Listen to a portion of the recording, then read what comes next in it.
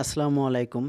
যারা মনে করেন যে প্রিপেইড মিটার অনেক টাকা কাটে, একসাথে রিচার্জ করলে তাদের জন্য এই ভিডিওটা তৈরি করছি।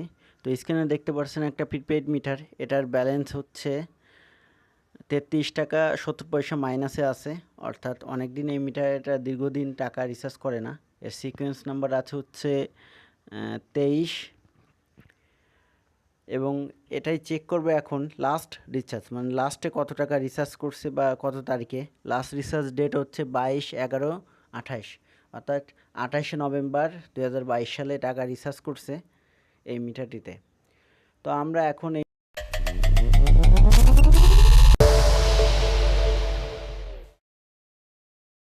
এই মিটারটিকে রিচার্জ করে দেখাবো। তো আমরা ৯৮০ টাকা অলরেডি রিচার্জ করছি।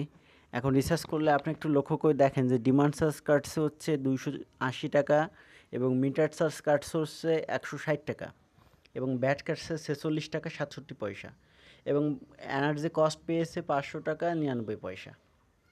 তো এটা এখন মিটারে এই টোকেনগুলো আমি আস্তে আস্তে ঢুকানো হয়ে গেছে। এখন এটার আপডেট দাম কাটছে ৪ টাকা ৩৫ পয়সা এবং ব্যালেন্স আছে ৪৬৭ টাকা ২৮ পয়সা। যার সিকোয়েন্স নাম্বার আছে হচ্ছে এখন ৮ এবং লাস্ট রিচার্জ, মানে এখন রিচার্জ করছি সেই রিচার্জ ডেটটা এখন দেখাবো। দেখেন ২৩/৩/২০২৬, মানে ২৬শে মার্চ ২০২৩ তারিখে এখন টাকা ঢুকাইছি। তো এটাই ছিল আজকের ভিডিও।